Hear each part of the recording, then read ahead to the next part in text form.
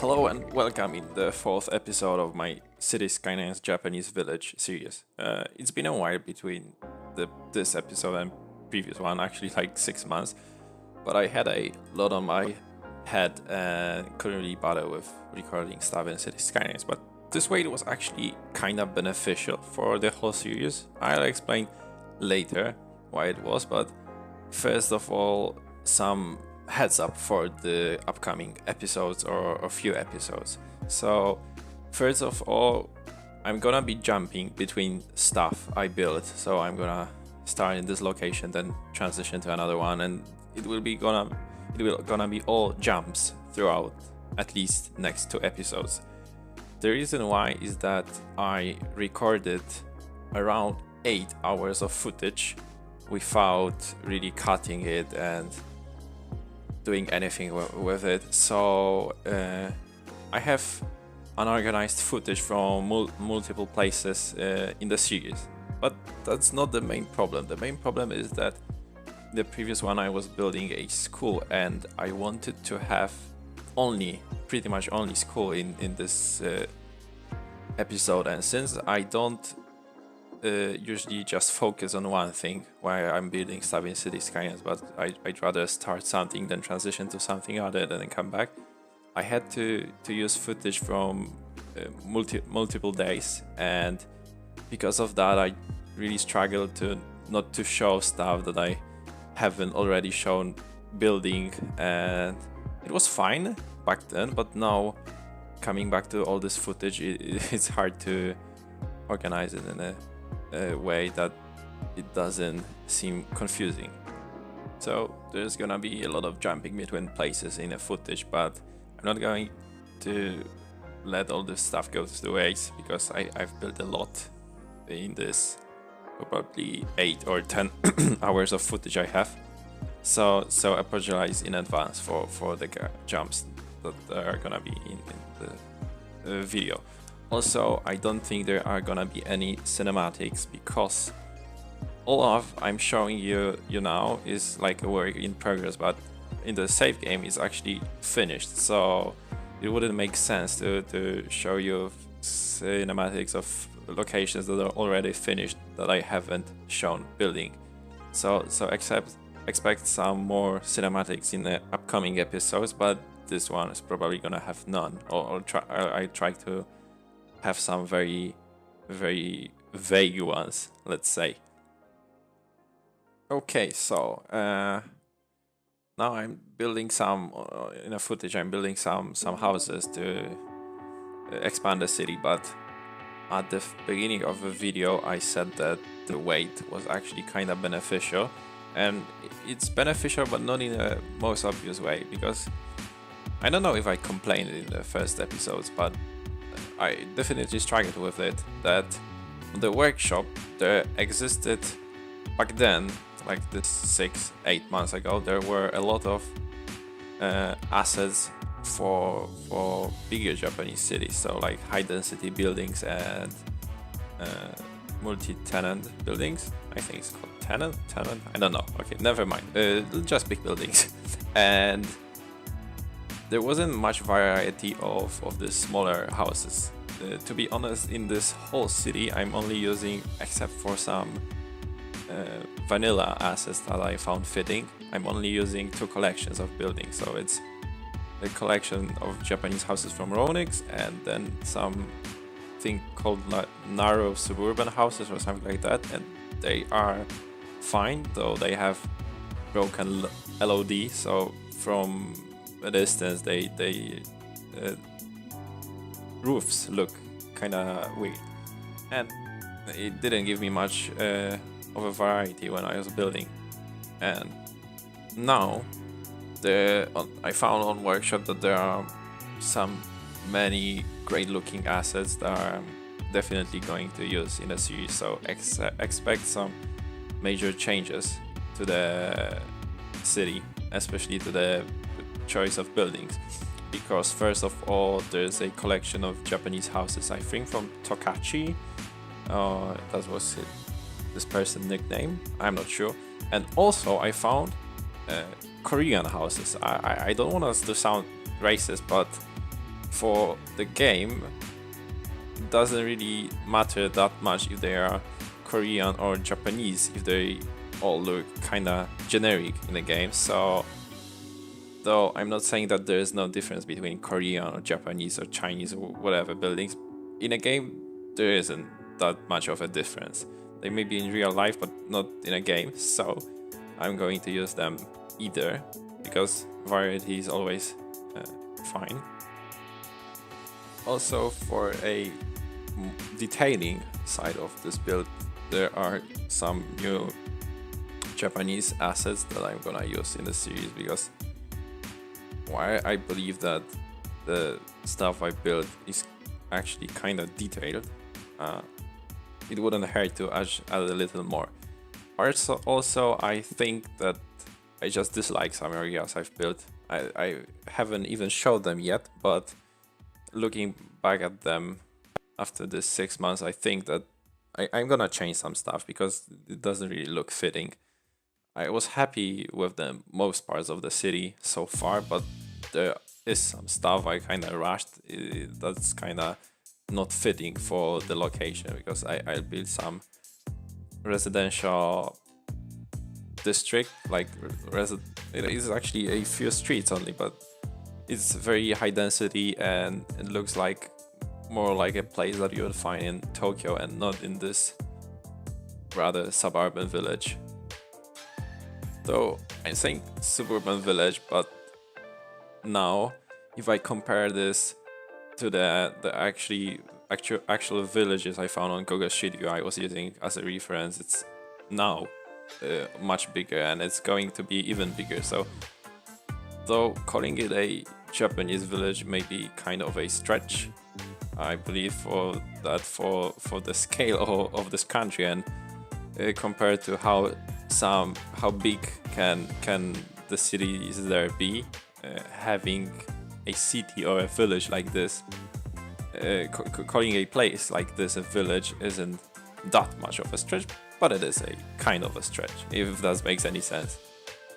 So what you see me do now is actually to developing this area I had planned from the very beginning of the city, but I just left it there, having no idea how to detail it so it doesn't look that repetitive. Though it's one of the areas I'm going to change a little, because as I will show you at the end of this footage, I kind of realized that it doesn't really make that much sense to have this dense parts with trees between houses, and it would rather be that people would have backyards and growing some stuff. And I checked on Google Earth and Google Street View, and people do indeed have backyards, and they are growing some vegetables and stuff, or just have a place to probably rest or something in the backyards.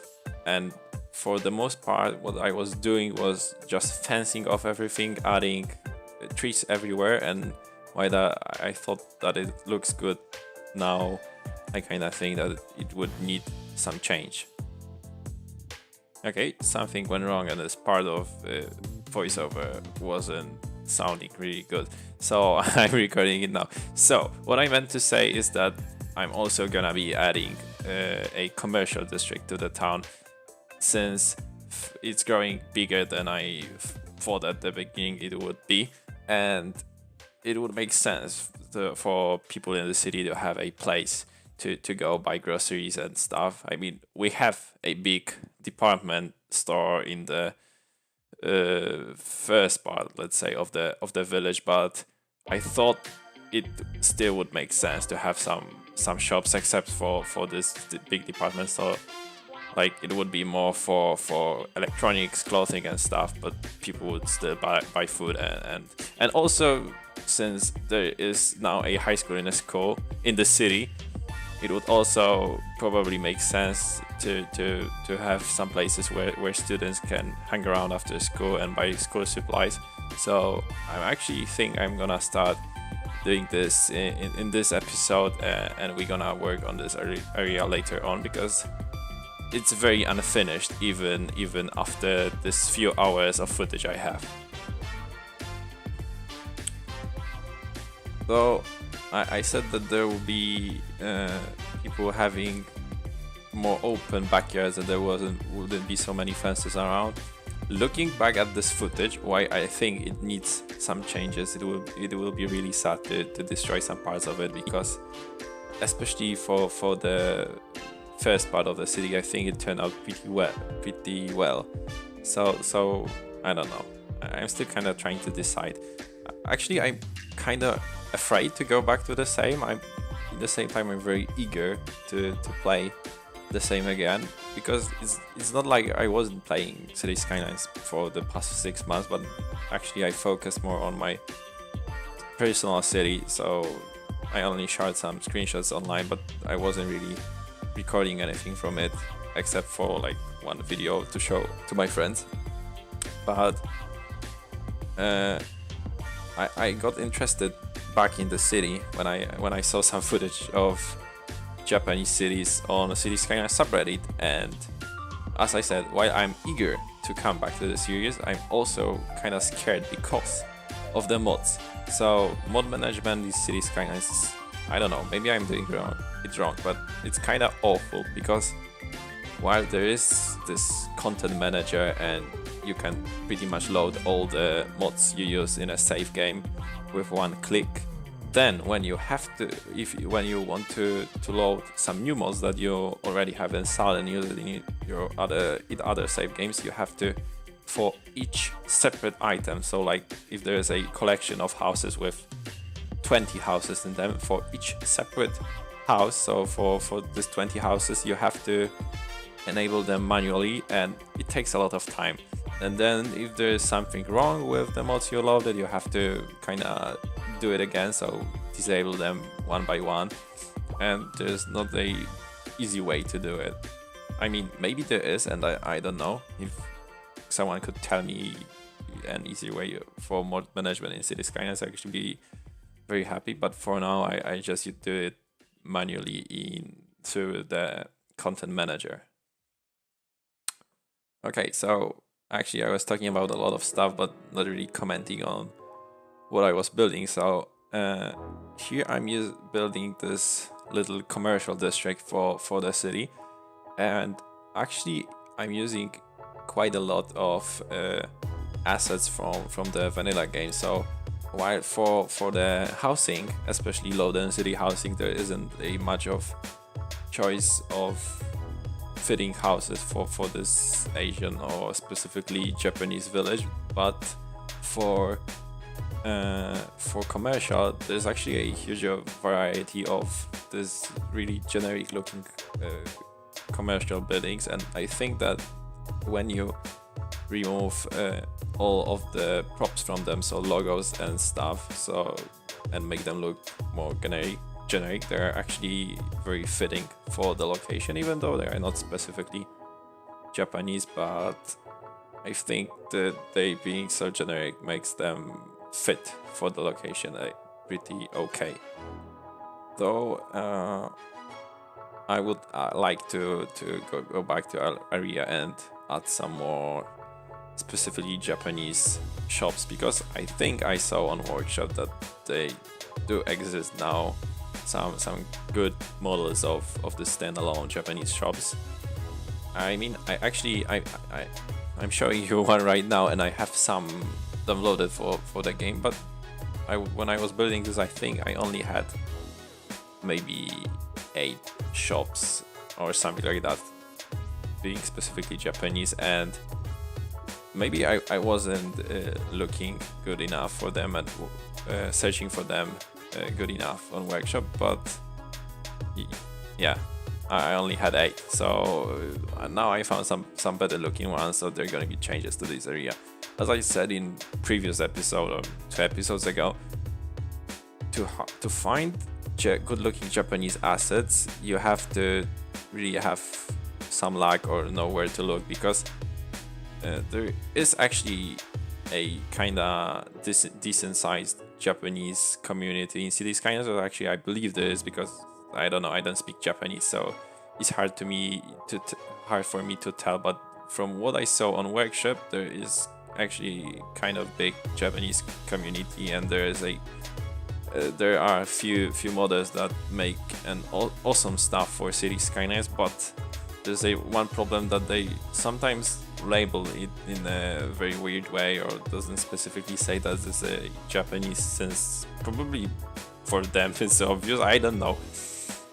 But if you're looking for their stuff, then you either have to know the modder's name to find their stuff, or you have to really know what you are looking for, and sometimes things can be very oddly named, but I'm trying my best, so they're gonna be definitely some more assets added to the series. I'm gonna also work, I'm usually doing now, but I'm gonna work on decals on the roads, because first of all, as I said in the previous episodes, I really like doing road detailing. I know it may be kind of weird, but I just like it.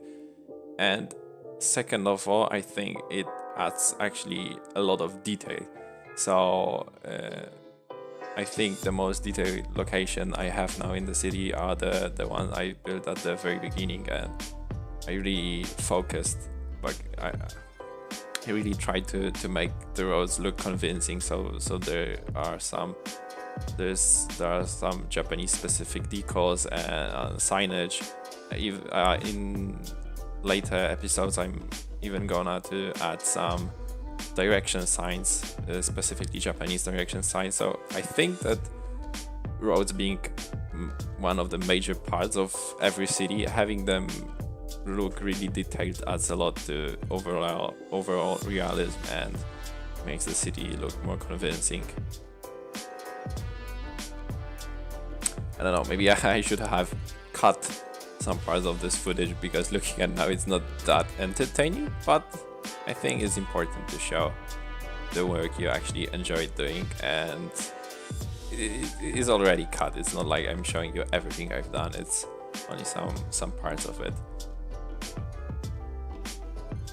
Okay, what I ended up doing just now, though it was instantaneous for you, I just cut some of the footage of me doing line work, because it wasn't that interesting and I want to get to the details. So what I'm doing now is doing the backyards of the houses, and also you probably noticed lots of blinking signs above the houses.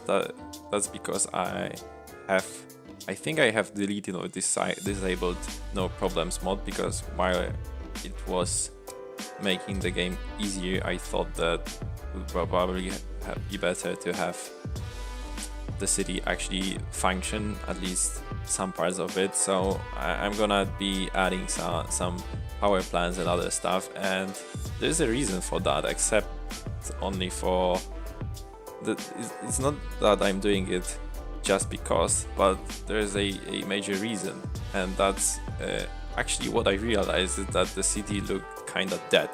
And as you can see by the icons above the house, it is in fact dead, and there wasn't many people living there, and the one that lived had so many problems. We only had like a few hundred inhabitants, and now when I disabled no problems mod and try to fix some stuff, you see the icons now disappear, because I do some off-camera fixing. There are actually now people moving into the city, running around the streets, going to school, and I think it looks better on the recording when there's something happening on the screen, because while playing Cities Skylines that heavy moded is kind of like building a maquette. I think that's the word in English. Let me check actually. Okay, actually there is, and I checked, they say it's a model or mock-up. Okay, whatever. So it's like building a city model? I don't know, it's a proper word, but never mind, you know what I mean. So while it's like building this thing, it's also nice to have it actually look functioning, because I don't want to have the city functioning in 100%, so like have a budget and not playing with unlimited money, but it's nice seeing people actually live there and move around, and it's not possible if you don't take care of some basic stuff like people having water in their houses and sewage treatment and stuff like that, electricity.